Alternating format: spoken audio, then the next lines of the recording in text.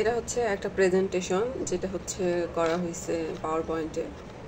তো প্রেজেন্টেশন তো আমরা সবাই তৈরি করতে পারি, তো যারা পারি না একদমই নতুন তাদের জন্য প্রেজেন্টেশনটা দেখাবো। তো যেখানে দেখেন একটা পাখা সুন্দর মতো কিন্তু ঘুরতেছে। তো এই প্রেজেন্টেশনটা সিম্পলি খুবই সিম্পলভাবে এখানে হচ্ছে দেখাবো যে টেক্সটের অ্যানিমেশনটা কিভাবে দেওয়া লাগে এবং এই যে পাখাটা যে দিলাম এটা কেমন করে ঘোরাইতে হয়, অ্যান্ড দেখাবো যে এই যে ইমেজটা আমি এখানে রাউন্ড করছি এই রাউন্ডটা কীভাবে করলাম।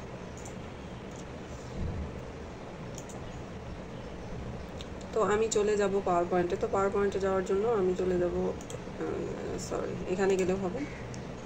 এই যে পাওয়ার পয়েন্টটা কিন্তু ওপেন হয়ে আসলো। তো এখান থেকে ব্ল্যাঙ্ক প্রেজেন্টেশন যেটা মানে সাদা পেজ সেটা আমি ওপেন করে নিব। নেওয়ার পর এখানে দেখেন আমাদের টেক্সটের জন্য কিন্তু এখানে নির্দেশনা দিয়ে দিছে, অ্যান্ড আমরা কিন্তু এখানে টেক্সট লিখতে পারবো। তো আমি যদি এখানে লিখি MST ইশরাত জাহান ঈশিতা,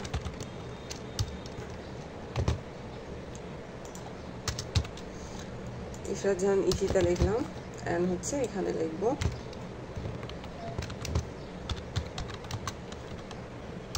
গ্রাফিক গ্রাফিক ডিজাইন। এখন হচ্ছে এই লেখাটাকে আমি চেঞ্জ করব কিভাবে। তো লেখাটা সিলেক্ট করে নিলাম, নেওয়ার পর এখান থেকে কিন্তু টেক্সটের কালারটা চেঞ্জ করা যাবে। ঠিক আছে, মনে করেন এরকম ইয়েলো কালার দিলাম বোঝার সুবিধার্থে। তো তারপরে এখানে যদি আরও আমি কালার দিতে চাই বা এখানে ফন্ট ইউজ করতে চাই তাহলে এখান থেকে কিন্তু ফন্টগুলো আমরা চেঞ্জ করতে পারবো। ঠিক আছে, তারপর চাইলে এখানে আন্ডারলাইন করতে পারবো এবং বোল্ডও করতে পারবো। তো আমি ইশরাত জাহান ঈশিতা বোল্ড করে দিলাম। মানে এখানে যদি কালার দিতে চাই এখানে সিলেক্ট করব, কালার সিলেক্ট করে দিব। এখানে দেখবো আমরা যে এখানে যে শেপটা আছে শেপের কালারটা চেঞ্জ করে দেওয়া যায় কিনা। তো আমি এই কালারটা রাখলাম, আর এটা যেটা আছে এখানে এরকমই থাকলো। এখন যদি আমি একটা ইমেজ এখানে ড্র করতে চাই সেক্ষেত্রে কী করবো, একটা শিপ চেপে ধরে এখানে সার্কেল নিয়ে নিলাম, আর এই সার্কেলটা যদি আমি এইখানে দিয়ে দিই এবং এই সার্কেলটার ভিতরে আমি একটা ইমেজ আমার দিব রাউন্ডেড করে, অথবা যে কোনো ইমেজ এখানে দিব। চাইলে এখানে এটার কালারও কিন্তু চেঞ্জ করা যেতে পারে। তো এখান থেকে এই যে বক্সটা নিলাম, এখন এটার ফিল কালারে চলে যাব, ফিল শেপ অর্থাৎ শেপটাকে ফিল করব। সেক্ষেত্রে কী করবো, এই যে এখান থেকে পিকচারে যাব, যাওয়ার পরে এখানে ক্লিক করব, তারপর আপনার কিন্তু ব্রাউজারটা চলে আসবে। তো এখান থেকে দেখা যাক পিকচার।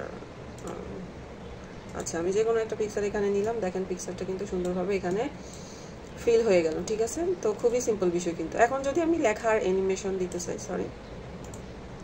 আমি এই টেক্সটার অ্যানিমেশন দিব, সেক্ষেত্রে কি করব, এই যে দেখেন অ্যানিমেশন লেখা আছে এখান থেকে কিন্তু আপনারা যে কোনো অ্যানিমেশন এখানে ক্লিক করে করে দেখতে পারেন। তো আমি অ্যানিমেশনটা দিয়ে দিলাম, অ্যান্ড গ্রাফিক ডিজাইনের একটা অ্যানিমেশন দিয়ে দিব। তার জন্য এই গ্রাফিক ডিজাইন লেখাটা সিলেক্ট করলাম, দেন হচ্ছে দেখবো যে কোন প্রেজেন্টেশনটা দিলে বা কোন অ্যানিমেশনটা দিলে ভালো লাগবে। তো এখন অনেকে আবার কমেন্ট করবে যে আমরা এগুলো পারি। যারা পারেন তাদের জন্য না, যারা পারেন না একদমই নতুন একটা পিসি বা কম্পিউটার বা মানে ল্যাপটপ কিনছেন কিন্তু এখন পর্যন্ত কোনো কাজ টাজ শেখেন নাই, বা যারা পাওয়ার পয়েন্টের বিভিন্ন মানে আর কি বুঝতেছেন না তাদের ক্ষেত্রে, তাদের জন্য এটা দেখাচ্ছি আমি, সবার জন্য না। এখন দেখেন আমার আর একটা পেজ লাগবে। তো আমি কি করব, ফাইলে যাব, যাওয়ার পর নিউ ডকুমেন্ট ব্ল্যাঙ্ক পেজ, আর এই প্রেজেন্টেশনটা আসলো। ঠিক আছে, তো এই যে এখানে যে স্টার চিহ্নটা আছে এটাতে ক্লিক করলে কিন্তু আমরা দেখতে পাবো যে আমাদের অ্যানিমেশনটা আমরা কিভাবে তৈরি করলাম।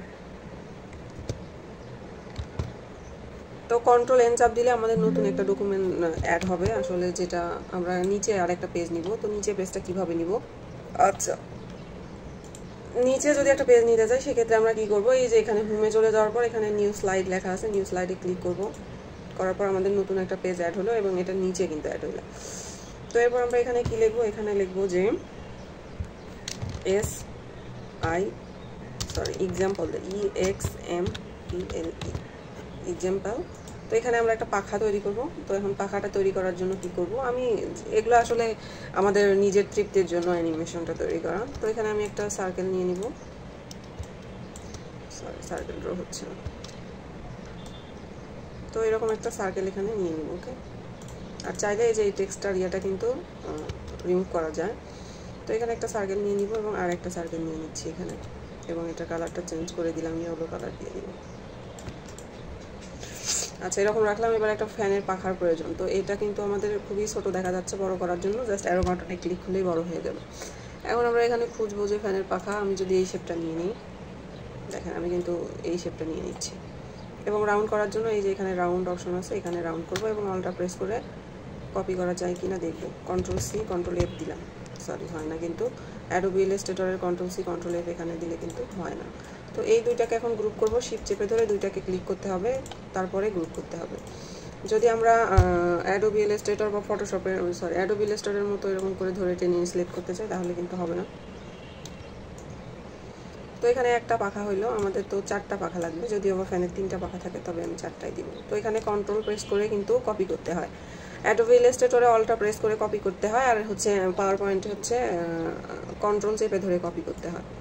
এক এক সাইডের কিন্তু এক এক রকমের কাজ, তো এই বিষয়গুলো মাথায় রাখতে হবে। আবার এই যে কন্ট্রোল চেপে ধরলাম কিবোর্ড থেকে, দেন আমার এটা কিন্তু কপি হয়ে গেল। তো আমি ট্রাই করব যে পাখাগুলো যেন সমান দূরত্ব সমানভাবে থাকে।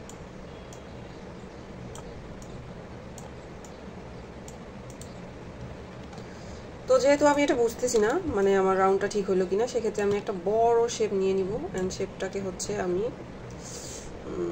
কি করব, শেপটা তো এখন দেখা যাচ্ছে না, তো তার জন্য আমি ফিলটাকে কি স্টক করতে পারবো? ফিলটা তো স্টক করতে পারতেছি না। আচ্ছা, এটা কালারটা চেঞ্জ করে দেয়, তাহলে আমাদের কিন্তু বুঝতে সুবিধা হবে। এটাকে দেখেন, এখানে হচ্ছে এইটাকে এই শেপটা কিন্তু আমাদের নিচে দিতে হবে, তাহলে এদের সেন্ড টু ব্যাক, তাহলে নিচে চলে গেল। সব কিছুরই আসলে সিস্টেম থাকে সব সাইডে।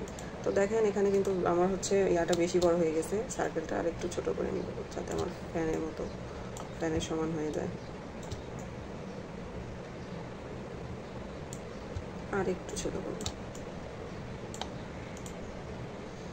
এবার সুন্দর করে সাজাই দিব আমি পাখাগুলা, যাতে সমস্যা না হয়। আর তো এই পাখাগুলো আমি একটু ভিতরে দিই, শিফট চেপে ধরে প্রত্যেকটাকে সিলেক্ট করব, করার পর এখানে সেন্ড টু ব্যাকে ক্লিক করব। ব্যাকে ক্লিক করার পর এই সার্কেলটাকে আমি সরাই দিলাম। তো সরাই দেওয়ার পর দেখা যাচ্ছে যে এটা একটু হচ্ছে বেশি কাছাকাছি চলে আসছে। আচ্ছা, এইরকমই থাকলেও সমস্যা নেই। এখন আমি যদি সবগুলোকে শিফট চেপে ধরে গ্রুপ করে দিব, এখানে সবগুলোকে শিফট চেপে ধরে এই যে গ্রুপে ক্লিক করলাম। অ্যান্ড হচ্ছে শিফট চেপে ধরে দুইটা ইয়াকে সিলেক্ট করে নিলাম। সিলেক্ট করার পর দেখা যাক এবার আমাদের হচ্ছে পাখা ঘোরে কিনা। আমি আবার এই দুইটাকে গ্রুপ করে দিলাম, অ্যানিমেশনে যাবো। সবগুলো অ্যানিমেশন আছে, তো অ্যানিমেশন কিন্তু এটা রাইট অ্যানিমেশন না, তো আমাকে দেখতে হবে যে এই যে এই অ্যানিমেশনটা কিন্তু আমরা এখানে দিয়ে দিব। তো এই অ্যানিমেশনটা ছাড়াও আমি আরও কয়েকটা অ্যানিমেশন দেখাচ্ছি, এই যে এক্সাম্পল, মানে গ্রাফিক ডিজাইনার বা আপনি যেভাবে আপনার প্রেজেন্টেশন রেডি করতে চান করবেন, আমি জাস্ট সিম্পলি দেখাচ্ছি। তো আমি আর একটা অ্যানিমেশন ট্রাই করব।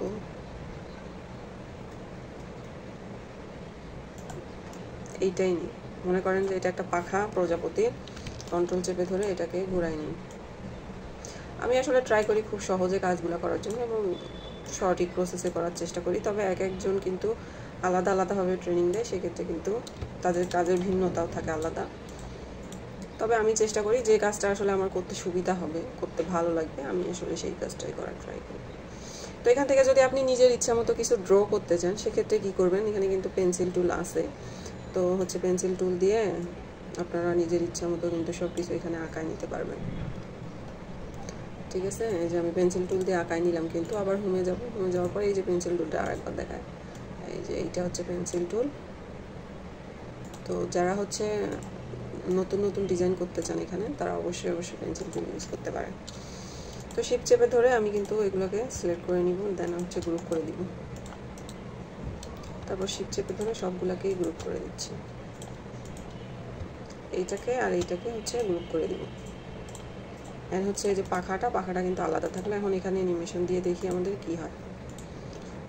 সরি,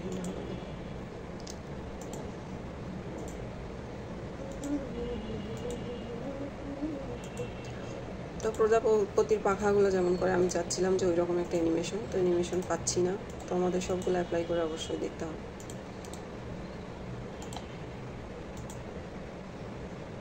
সবগুলো অ্যানিমেশনই অ্যাপ্লাই করে আমি দেখতেছি। তো এটা হচ্ছে প্রজাপতিটা হালকা একটু নড়তেছে, এটা হচ্ছে ঘুরতেছে, হচ্ছে বড় হবে। ও মাই গড, সুন্দর। আমার হচ্ছে নতুন নতুন জিনিস দেখার আগ্রহ খুব বেশি। তো আমি হচ্ছে কম্পিউটার প্রচুর ঘাটাঘাটি করি, কোথায় কী আছে না আছে সব কিছু দেখি। আমার মনে হয় যে প্রত্যেকেরই এমন করা উচিত। ঠিক আছে, কম্পিউটার নষ্ট হবে ঠিক করে নিয়ে আসবেন, কিন্তু হচ্ছে আসলে শেখার কোনো শেষ নেই। সো আমাদের যাই হোক সব কিছু শিখতে হবে। তো আমি হচ্ছে কোনটা দিব, এটা দিলাম জাস্ট সিম্পলি। আমার হচ্ছে প্রজাপতিটা নড়তেছে। ঠিক আছে, তো এইভাবে কিন্তু আপনার অসংখ্য অসংখ্য অ্যানিমেশন দিয়ে কিন্তু এরকম ইয়াগুলো তৈরি করতে পারেন। দেখেন খুবই সিম্পলি, খুবই সিম্পলি। তো একসঙ্গে কিন্তু দুইটা অ্যানিমেশন ওয়ার্ক করে না। তো যারা হচ্ছে করবেন, মনে করেন এই যে এইটা হচ্ছে আলাদা একটা স্লাইড করবেন। এই যে এখানে হোমে গিয়ে নিউ স্লাইড নেওয়ার পরে এখানে যাওয়ার পরে এই যে এই ওয়ার্কটা জাস্ট এখানে নিয়ে আসবেন, অথবা কন্ট্রোল এক্স দিবেন, দেওয়ার পর এখানে নিয়ে এসে কন্ট্রোল ভি প্রেস করবেন। করার পর এখানে তো অ্যানিমেশন দেওয়া ছিল, অ্যানিমেশন কিন্তু কেটে গেছে। তো অ্যানিমেশনটা দেওয়ার জন্য আবার এই যে এখানে যাওয়ার পর অ্যানিমেশনটা দিয়ে দেবেন। ওকে, তো এইভাবে কিন্তু আপনি আপনার প্রেজেন্টেশনগুলো এখানে তৈরি করতে পারেন। এছাড়াও কিন্তু অসংখ্য প্রেজেন্টেশন তৈরি করা যায়, আমি নেক্সট ভিডিওতে দেখাবো। Thank you.